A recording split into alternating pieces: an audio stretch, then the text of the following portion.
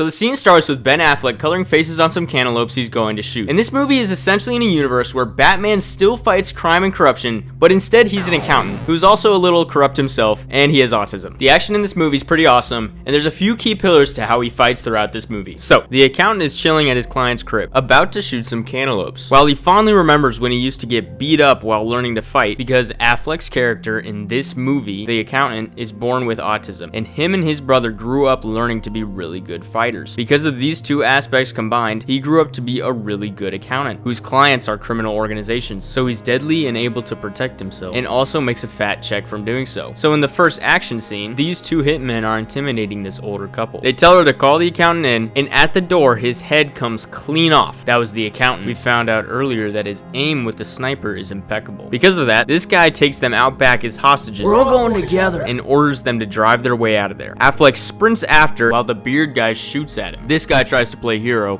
Don't be this guy. Affleck jumps in the trunk and knees the window in. Yanks the guy out, but the old guy slams on the brakes, so they tumble down onto the grass. Beard and mustache guy whips out a knife. Affleck basically smiles at it and takes his belt off. He whips it really quick at beard guy's face, just as a warning or a taste for what's about to come. It's at this moment, probably, where this guy is like, wait, who the heck is this guy? He's an accountant, right? That's what movie I'm in. This guy's a henchman in The Equalizer and John Wick, and many more action movies. Him and John Bernhardt are basically cameos everywhere. So he whipped out his belt, right? This brings me to my first pillar of the accountant's style.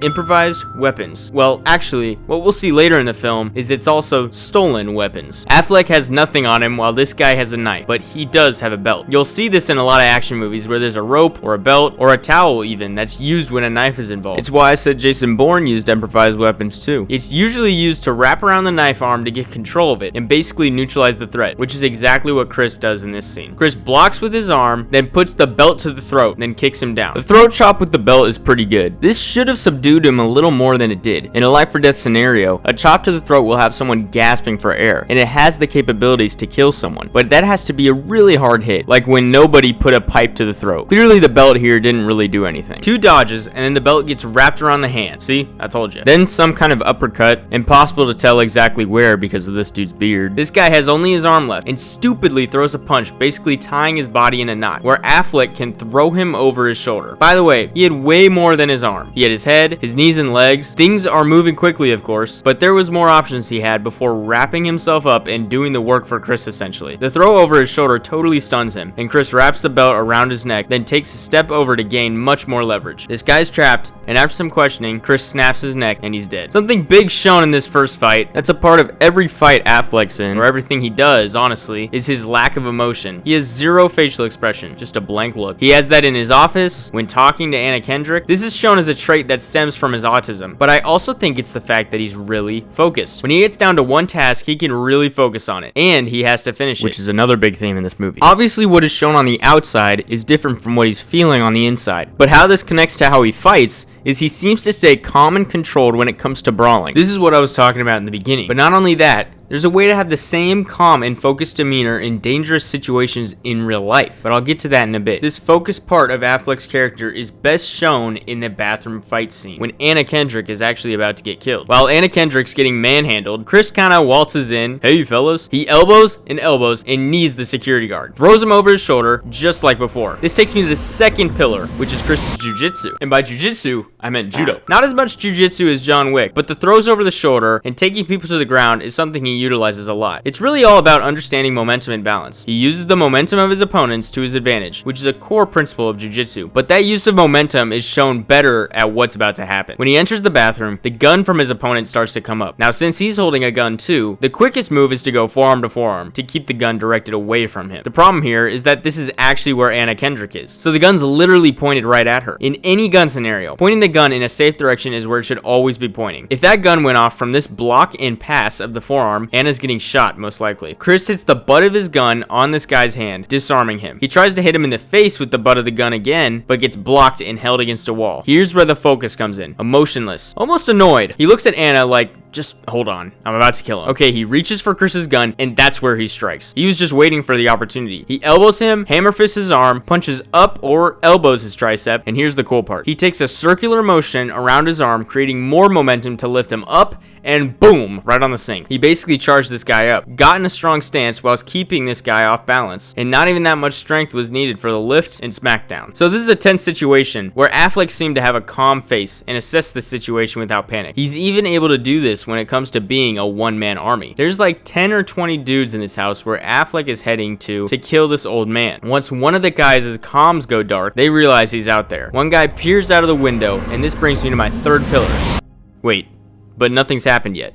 Hold on. The headshot. Chris loves a bullet to the brain. He talks about it. Shoot them in the head. And he likes to do it too. He does some more shooting. There's multiple dudes firing at him, and he's just picking them off out in the open. He shoots this guy, then this guy comes, and he's just like, oh my gosh. He's so unbothered. And boom, headshot. We get inside, and once he grapples around with this guy, he locks his arm by looking through it, shooting the last guy and rolling his whole body down. Stands up and kills him. That's just a fluid move. I liked it. He dodges these bullets through the wall. Like, how did you predict this? Same for John Wick when he did this. Like, come on. They fall through glass, and here comes my favorite part. Welcome to the rapid bald guy segment. I'm analyzing Affleck's character, but the choreography they have this random bald guy do is so good, it's worth labeling his style with his own set of pillars. First of all, he rolls in. Totally unnecessary, but sick. He grabs the wrist and directs the gun away, locking it up, and twists/rotates the arm this way to flip Affleck forward. Bald guy pillar 1, joint locks. Bald guy has the arm isolated, but he can't disarm it quick enough as Affleck's back on the offensive. They wriggle out, and bald guy disarms the gun. Punch, headbutt, kick. Bald guy's angry, but he's also focused. Something we're going to see this character not be able to do in a little bit. He's able to dodge multiple punches, which gives him pillar 2, evasion. He throws Affleck at the counter and high kicks him with his heel. Bald guy pillar 3, flexibility. More punches. He's got Affleck on the ropes. Dodge, grab, joint lock, same move Cha did twice in Man from Nowhere. Affleck's strong, but no man is strong enough against a well-made joint lock. Remember that. Affleck double foot kicks him, but bald guy rotates out of it, charging up one big haymaker. Bald guy pillar 4, rotation. This is something we're also going to see in a little bit. Punch, punch, nice try Affleck. Bam, bam. Bald guy's just throwing haymakers. Even when his head is caught, he keeps throwing those punches. Affleck grabs a grenade bald guy has and puts it in his bulletproof vest, and then lets it explode right on top of him. This is an extreme gamble. Why would he decide to have a grenade blast right above his nutsack just because there's a bulletproof vest protecting him? I don't know, I feel like it wouldn't protect Affleck as much as it did. Regardless, notice how Affleck took a grenade he didn't have. Here's what I meant when I said stolen weapons earlier. Earlier in the film, we saw security footage of him using a steak knife from a nearby restaurant to stab and kill 2 guys, then took one of their guns and killed 7 more people. Boom, stolen weapons. Affleck's clearly got equalizer philosophy. Why bring a weapon when I can use theirs? Also, look at this move he does. Super fluid, super cool. Regardless, he was able to use this grenade that he didn't have to end up winning this fight. But you also notice how he was literally getting shot at and stayed completely chill. He's very calculated as he was waiting for the right moment calmly. This is something he obviously does throughout the whole movie, as I've said, but his analytical and mathematical approach is something that can be applied in real life. Leaving emotion, fear, and panic at the door if a scary situation were to happen is a priority. Because if you can't make the logical decision in a life or death scenario, then what you're panicking about is more likely to come true. But if you can be like Affleck and stay calm, then the chances of getting out alive are way higher. Not only that, to take it a step further, if you see something horrific, you need to be able to block that out of your mind to continue on until you're in a safe enough spot to process it. This is what I was talking about in the beginning. Affleck's ability to stay unbelievably calm in life or death scenarios is the biggest reason why he's able to come out on top every time. Let me give you an example from The Bourne Identity. When Jason Bourne was busy fighting this guy, and Marie is just watching and flipping out. She screamed his name mid-fight. Jason! What about, he's got a knife? Not just my name. She lost it when she saw her face. He's got my picture. All right, just stay back.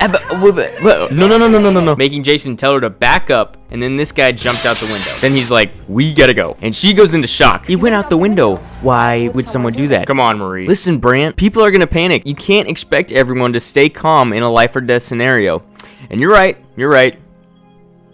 Actually, I can. This is the one time it matters. The one time your adrenal glands are truly needed. That's right. So how do you learn not to panic? By learning self-defense. Are you going to be in an unsafe situation ever in this life? Yes. So many times you can't even count. Protecting yourself is not emphasized in life as much as it needs to be, because all it takes is one singular time, one single moment. It could happen today, tomorrow, in 20 years. Imagine setting aside a few months to a year to gaining the skills and knowledge of self-defense. Then you're set up for a lifetime. These videos I'm making aren't a masterclass education on self-defense, but they're not pure entertainment either. My mission with this channel is for you to finish a video and know that if someone's trying to kidnap you, you chop at their throat as hard as possible. You elbow at their head so they let go and you can escape. It is a disservice to yourself to end up in a dangerous situation and panicking because you don't know what to do. That's what Affleck's character meant to me most when I watched this movie, is when that knife comes out, he's cool as a cucumber. And me in the audience, I'm thinking, oh yeah, Affleck's got this. Imagine if you felt the assurance about yourself as you do of the protagonist of an action movie. So be like Affleck and keep your head in the game. Stay calm and logical. Now there's other examples in this movie, like bald guy stayed focused, but he was also very angry. And in the final scene, Jon Bernthal was angry and wasn't able to focus. His emotions overcame him, and the result is exactly what you'd expect. Affleck's character doesn't want to fight Jon Bernthal, so he's kind of just letting him wail on him. But Jon Bernthal calls him weird. So he doesn't cut it, you weird.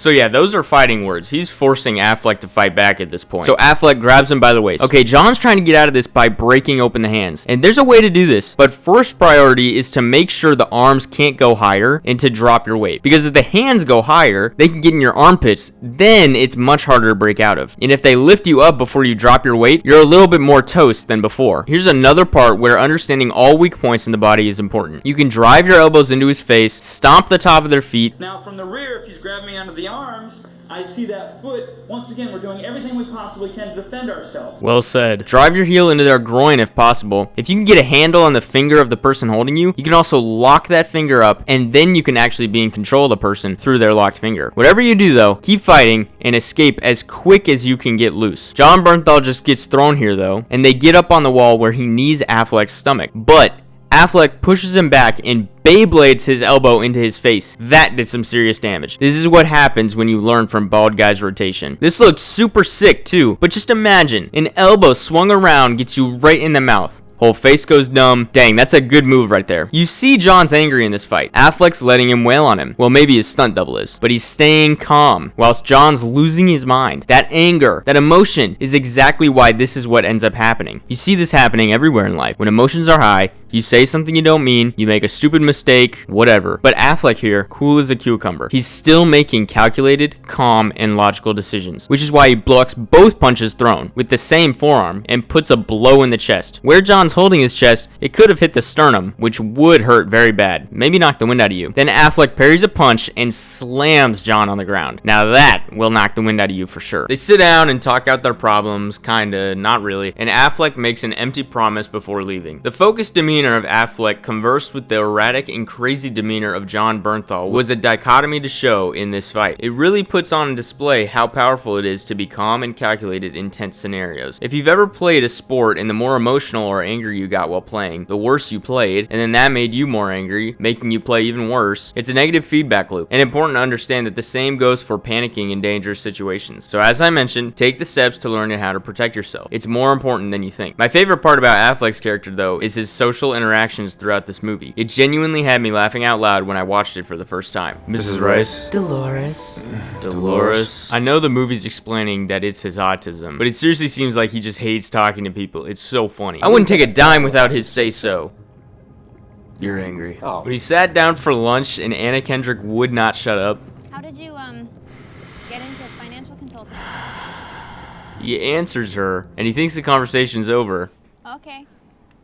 I like the balance of it. I like finding things that shut up. aren't obvious. Shut. Anyway, this is a great movie. I like the second one as well, which is kind of an unpopular opinion apparently. Look at what happens as tensions are rising in this factory scene from the movie The Accountant 2. Ben Affleck's character, Chris Wolf, is accusing this business owner of money laundering. As he gets close, he puts a finger on his chest. Okay, pause. What do you think the best course of action is in this scenario? In terms of self-defense. He's in Affleck's space, and he's getting angrier. And seemingly, he's willing to take it to the next level. So...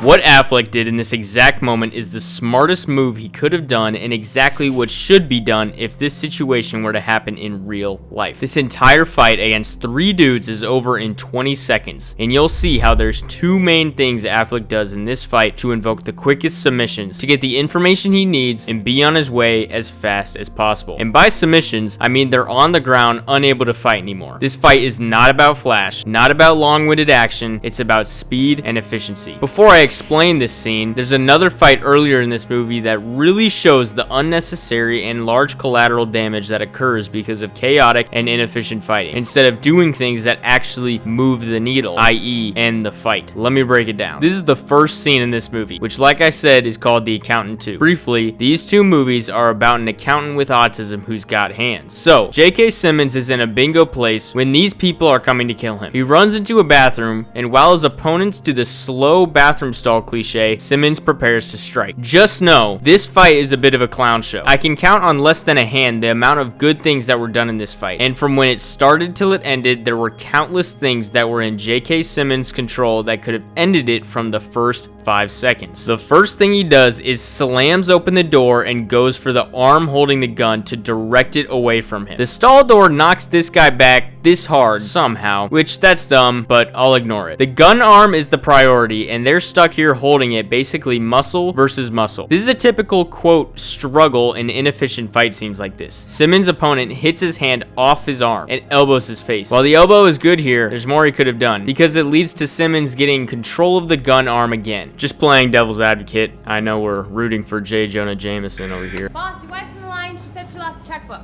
Thanks for the good news. But you know, great. We're here in the typical struggle again. Simmons gets grabbed from behind, but he headbutts the guy, which is perfect. That's very realistic. If you're being grabbed from behind, don't forget, your hard skull can be used to headbutt the person behind you. They're still struggling with the gun, but this guy shoots his own partner. Come on, man. Seriously? Again, I'll ignore it. Simmons has a good grip around the wrist right here, which he wastes an opportunity for, but I'll get into that later. He slams the gun against the wall and hits it to knock it out of his hand. Simmons uses a fisted palm strike to the nose. Palm strikes are underrated, but Simmons could have actually used it better. Okay, actually looking back, I think he meant to throw a punch, but J.K. Simmons just kind of threw it weird. But I like the palm strike, and it comes up again later, so we're rolling with it, alright? He bends down at grandpa speed and gets kicked to the face. This leads to him getting slammed on the urinal, and J.K. recovers from this immediately, which I mean, whatever. It's a movie. I'll ignore that one as well. His opponent reloads the gun and has a mysterious and nonchalant walk over. This allows Simmons to take a pen and drive it up, I don't even want to know where. Any option is horrific. And boom, the fight's over. Like I said, this could have been over so much quicker, but instead, we saw a struggle with the gun, missed opportunities for escaping, dumb decisions, etc. Okay, so now that you've seen the most chaotic and worst fight of this movie, now watch what happens when someone, Ben Affleck, actually knows what he's doing to end a fight with 3 people in 20 seconds. So remember, tensions are rising as Affleck accuses this guy of money laundering. And as this guy gets angrier, flippin' rodent,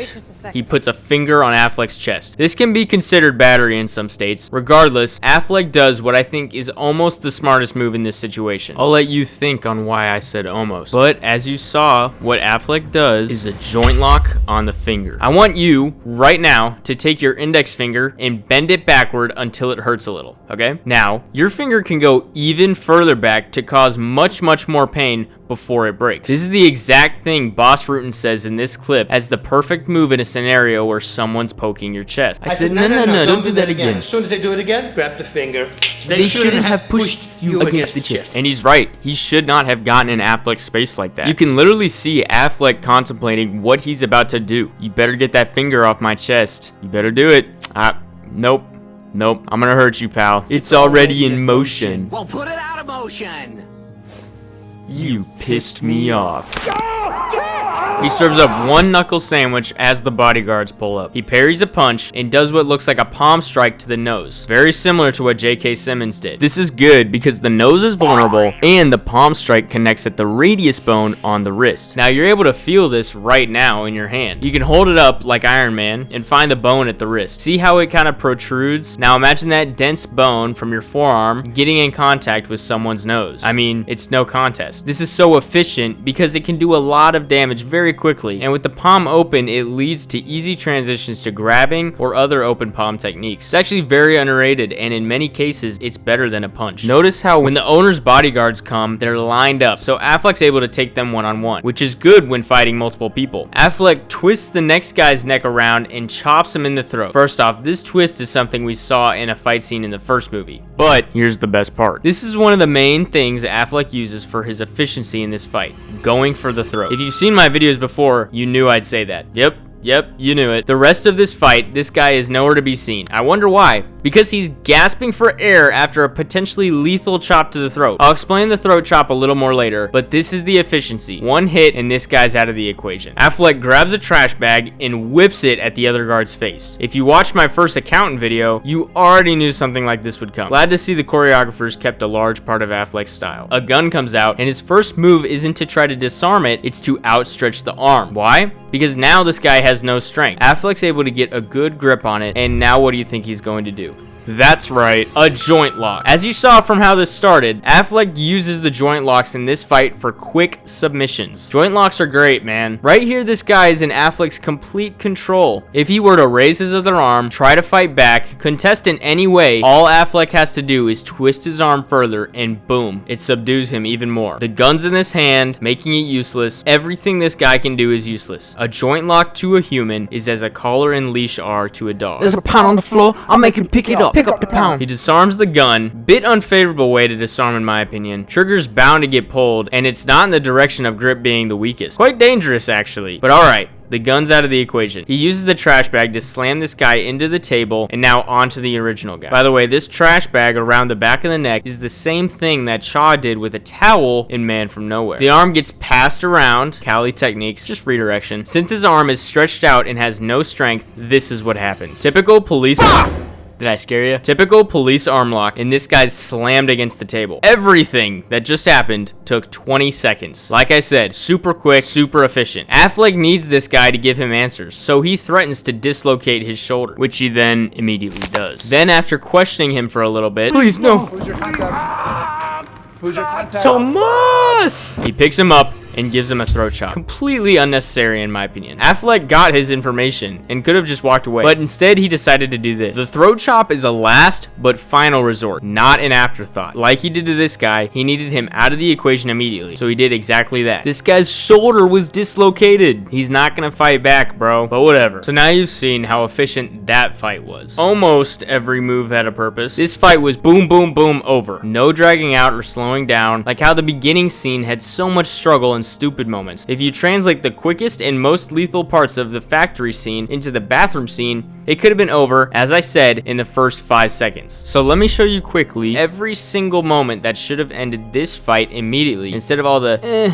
oh, the gun's over here. Oh no, the guy's grabbing me. Oh, I got the gun off, but now I'm a grandpa. Whatever. J.K. Simmons goes for the gun arm with both of his hands. Now this guy's arms are outstretched. Simmons has more strength on him, so he could very, very quickly keep one hand on the arm, probably his left hand, and slide the other hand up and into the throat. A chop, exactly how you'd imagine, like the word chop, with the hand flat and the owner's side going straight to the trachea. Now this guy's gasping for air, and he probably either dropped the gun, or it's very easy to disarm the gun and either take care of business or escape. Next, when Simmons gets control of the gun arm again, which what he does here is very good, directing the gun away and moving the head the other way. Exactly what you want to do in that scenario. Anyway, right here, there's an opening with the gun out of the way and good grip on the gun with his left hand. His right hand can be freely used here to make another crisp slide or punch in between his opponent's arms into the throat, maybe the face. He can also use his legs to knee him, kick him in the nuts. Immediately, there's many things he could do here to incapacitate his opponent and then get out of there. Now, once J.K. Simmons gets the gun out, his hand is free right here. It's in free motion. It's already in motion. Simmons can just hold onto it with both hands, maybe headbutt this guy,